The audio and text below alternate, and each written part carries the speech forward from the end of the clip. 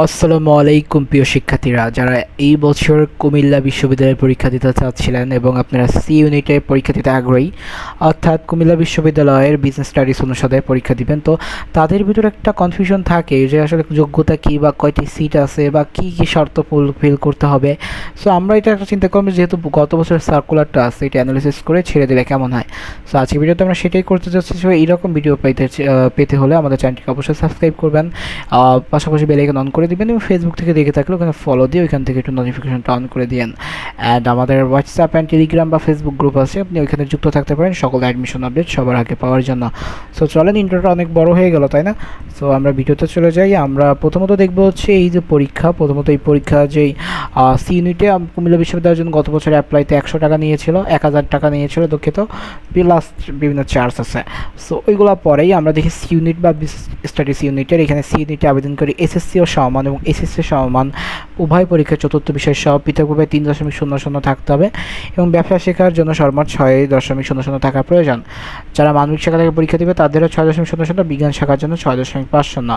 এখানে কয়েকটা শর্ত ব্যবহার করা হয়েছে, সেটা হচ্ছে কি, যখন আপনি সি ইউনিট অর্থাৎ বিজনেস স্টাডিজ ইউনিটে পরীক্ষা দেবেন, আপনি যদি প্রথমত বাণিজ্য ইউনিটেরই হন, অর্থাৎ যে ইউনিটের পরীক্ষা সেই ইউনিটের থেকে আপনার যদি এসএসসি হয়ে থাকে, তাহলে আপনাকে এসএসসি এবং এসএসসির দুইটা পরীক্ষা, যেহেতু দুইটা জিপিএ 5, সো আপনাকে দুইটা মিলিয়ে একটা ন্যূনতম দুইটা, যে কোনো একটা মানে ন্যূনতম দুইটা 3 থাকতে হবে, দুইটা মিলে আপনার যেন 6 হয়। এখন কারো যদি কোনোটায় 1 কোনোটায় 5 থাকে তাহলে হবে না, আবার কোনোটায় 2 কোনোটায় 4, এটাও প্রযোজ্য না।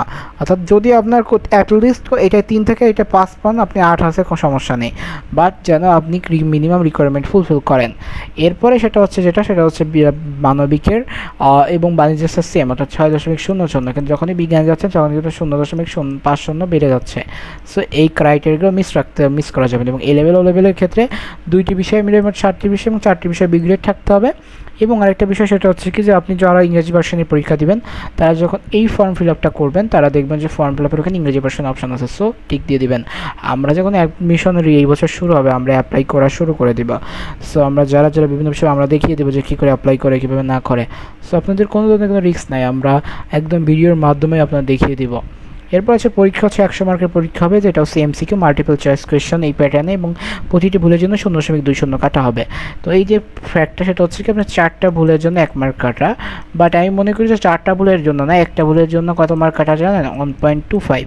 এই কথাটাই প্রতি ভিডিওতেই বলবো, কজ এটা আপনাদের জন্য একটা অ্যাওয়ারনেস তৈরি করতেছে। কজ আপনি যেটার অ্যান্সার করতেছেন ওইটার অ্যান্সার করলে আপনি পাইতেন 1 মার্ক, আর ওইটা ভুল করার জন্য আপনি বোনাস হিসেবে 0.25 আপনি ওইটা আপনার কাটা যেত না। তাহলে কি হচ্ছে, তাহলে আপনার 1.25 একটা প্রশ্নের জন্য কিন্তু অলরেডি কাটা যাচ্ছেই। সো এই ইউনিটে কী কী সাবজেক্ট আছে সেটা যদি আমরা দেখি, তো প্রথমত হচ্ছে ব্যবস্থাপনা শাখা।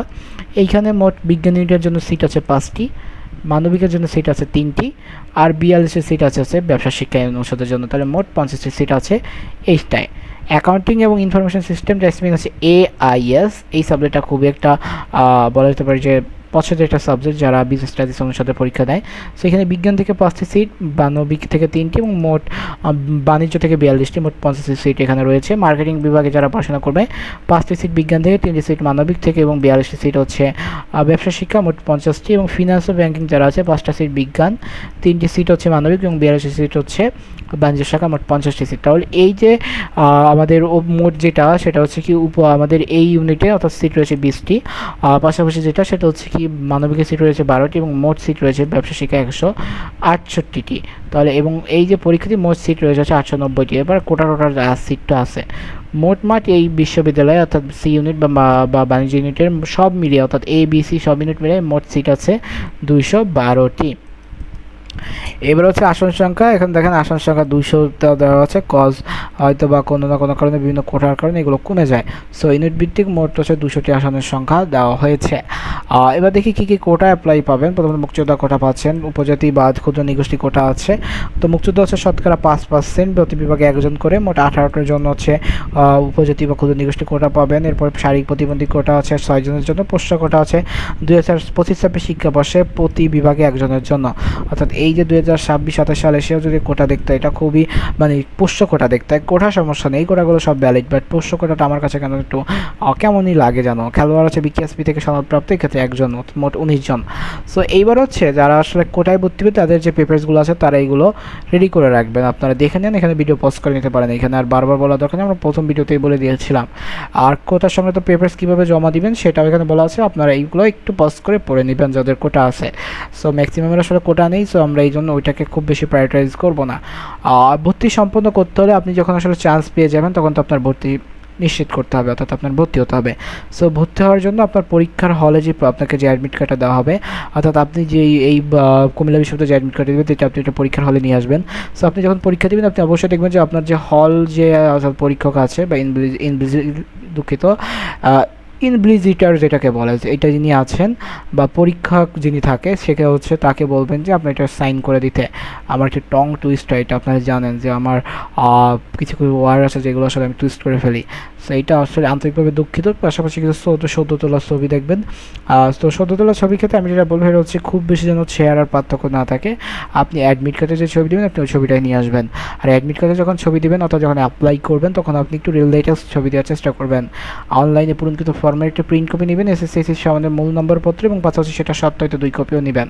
আপনার পরীক্ষার পদ্ধতি হবে মাল্টিপল চয়েস কোয়েশ্চেন, যেখানে উত্তরদান অন্য নিয়মাবলী দেওয়াও থাকবে। 100টি প্রশ্ন, 1 ঘন্টা টাইম, এবং আপনার নাম্বার কটা যাবে 0.25। এবং এই যে পরীক্ষাটা হচ্ছে আপনার উচ্চ মাধ্যমিক বা এইচএসসি যে সিলেবাস সেই আলোকে হবে, এবং আপনি কোনো ধরনের কোনো স্মার্ট ডিভাইস অথবা আপনি ক্যালকুলেটর নিতে পারবেন, এটা আপনার জন্য সম্পূর্ণ নিষিদ্ধ করা হয়েছে। এবার যদি দেখি যে বিভিন্ন বিভাগ থেকে যদি আপনি পরীক্ষা দেন সেক্ষেত্রে আপনার কী উত্তর করতে হবে।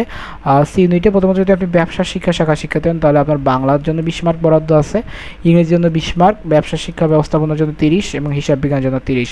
তাহলে এই মাস 40 আর এই হচ্ছে 60, আপনার বিভাগ থেকেই 60 মার্কের প্রশ্ন আসতেছে। এটা অনেক একটা বড় অ্যাডভান্টেজ আমি মনে করি। যারা মানবিক থেকে পরীক্ষা দেবে তারা বাংলার জন্য 20 মার্ক, ইংরেজির জন্য 20 মার্ক, আর বাকি 60 মার্ক সাধারণ জ্ঞান। এইটাও একটা বলতে পারে হিউজ একটা অপরচুনিটি যারা মানবিক থেকে আছে। আর যারা বিজ্ঞান ইউনিট থেকে পরীক্ষা দেবে বাংলার জন্য 20 মার্ক, ইংরেজির জন্য 20, মোট 40। আর তাদের যে বিভাগের সাবজেক্ট হচ্ছে পদার্থ রসায়ন, এখান থেকে হচ্ছে 60 মার্কের পরীক্ষা, মোট 100। অর্থাৎ মিডিয়া স্কোর হচ্ছে আপনার প্রাপ্ত নাম্বার এবং আপনার উচ্চ মাধ্যমিক দুইটা, অর্থাৎ আপনার এসএসসি এবং আপনার এইচএসসি এই দুইটার জিপিএকে হচ্ছে 2 দ্বারা গুণ করা হবে। সো কেউ যদি দুইটায় 5 দশ থাকে তাহলে সে হচ্ছে 20 পাবে, আর 100-র ভিতর যা পাবেন এটা দিয়ে আপনার হবে। অর্থাৎ কেউ যদি এই 100-তে খুব ভালো পান কিন্তু আপনার জিপিএতে সমস্যা আছে তাহলেও কিন্তু আপনার মেরিট ডাউন যেতে পারে। সো অবশ্য ওভারঅল আপনার পাস মার্ক হচ্ছে 33, এবং বাছাই প্রক্রিয়া তো আপনাদের বলেই দিলাম যে কীভাবে কী প্রসেস হবে, এবং এটা বিশ্ববিদ্যালয়ের যে ওয়েবসাইট আছে এখানে প্রকাশিত হবে, আপনারা এখানে রেজাল্ট দেখতে পারবেন। এরপর হচ্ছে ইউনিট বোর্ডের সাক্ষাৎকারের তারিখ দিয়ে দিবে, আপনার যে সাক্ষাৎকার দিয়ে দেবে এবং সাবজেক্ট চয়েসের মাধ্যমে আপনাদের ওভারঅল প্রসেসটা চলতে হবে, এবং সাবজেক্ট অবশ্যই ভেবে চলতে দিতে হবে যাতে আপনি কোনটায় পড়তে চাচ্ছেন, এবং আপনি এটার জন্য সিনিয়রদের হেল্প নিতে পারেন বা আমাদেরও বিভিন্ন হেল্প নিতে পারেন, এটা আপনাদের তখন আমরা দেখিয়ে দিব। আর মাইগ্রেশনটা আপনার অন থাকবে প্রথম পর্যায়ে, যখন আপনি যদি আপনার পছন্দের সাবজেক্ট না পান, যখন আপনি পেয়ে যাবেন ওইটাকে অফ করে দিবেন। আর যদি অফ না করেন তাহলে কিন্তু সাবজেক্ট আপ হতে থাকবে, এবং একটা নির্দিষ্ট সময় যে অবশ্যই মাইগ্রেশন এটা অফ হয়ে যাবে। আর যদি কেউ সবথেকে বড় কাজ হচ্ছে কেউ যদি মাইগ্রেশনটা অফ না করেন, তার যদি সাবজেক্ট পরিবর্তন হয় তাকে কিন্তু ওই সাবজেক্টই পড়তে হবে। তাই আপনি আপনার প্রিয় সাবজেক্টটা পেয়ে গেলেন কিন্তু মাইগ্রেশন অফ করেন নাই, ওটা যদি পরবর্তীতে আপনার সাবজেক্ট চেঞ্জ হয় আপনার কিন্তু ওই সাবজেক্টটাই পড়তে হবে। সো এই ছিল ওভারঅল। তো আমি একটু বলবো যে সি ইউনিটের যে প্রথম ইম্প্যাক্ট, প্রথমত সি ইউনিটটা আসলে বিজনেস স্টাডিজের জন্য ওদের আসলে সিট খুবই কম, তারপরও খুব বেশিও সিট এখানে দেওয়া হয়েছে। দ্বিতীয়ত এখানে কিন্তু পরীক্ষার যে মানবন্টনটা সি ইউনিটের পরে অন্যান্য যে ইউনিটটা সব থেকে বেশি সুবিধা পাবে সেটা হচ্ছে বি ইউনিট, অর্থাৎ মানবিক ইউনিট কিন্তু এখানে ব্যাপক একটা সুবিধা পাচ্ছে। এবং ওভারঅল যে আপনার যে প্রসেসটা আছে এটা যদি আপনি মেনটেন করতে পারেন, সো কুমিল্লা বিশ্ববিদ্যালয়ে সি ইউনিট ক্র্যাক করা খুবই আমার মনে হয় ইজি একটা টপিক বা ইজি একটা ব্যাপার। এখন আমি মনে করি যে এই বিষয়টা হচ্ছে সম্পূর্ণ আপনাদের উপর, আপনারা কী করে এটার উপর সম্পূর্ণ অ্যানালাইসিস করবেন এবং অন্যান্য বিষয়গুলো খেয়াল রাখবেন। আমরা যে 3টা ভিডিও দিলাম অর্থাৎ কুমিল্লা বিষয় কেন্দ্র করে, অর্থাৎ মূল কারণ কি? মূল কারণ হচ্ছে আপনাদের গত বছর সার্কুলার পরে হয়তো আমাদের ভিউজ নেওয়ার দরকার নেই। আমাদের মূল কারণ হচ্ছে যখন একটা স্টুডেন্ট আসবে সে কুমিল্লা বিশ্ববিদ্যালয়ের এই সার্কুলার সম্পর্কে আইডিয়া নেবে, আমি চাইলেই থাম্বনেইলে উল্টোপাল্টা ক্লিকবেট দিয়ে দিতে পারতাম, বাট আমি দিই নাই। কজ স্টুডেন্ট যে খুঁজতেছিল, অর্থাৎ 100 জনে যদি একজন এই বিষয়টা খোঁজে সেজন্য এই ভিডিওটা পায় এবং এইটাই যেন দেখে। সো ভিডিও শেষে অনেক কথাবার্তাই হয় কারণ আমরা প্রথম এবং শেষে একটু আপনাদের সাথে কথা বলার সুযোগ পাই, এছাড়া অতটা সুযোগ হয় না। তো দেখা হচ্ছে পরবর্তী কোনো ভিডিওতে। সাথে সুস্থ থাকবেন, সুন্দর থাকবেন, পড়াশোনার সাথে থাকবেন। আসসালামু আলাইকুম।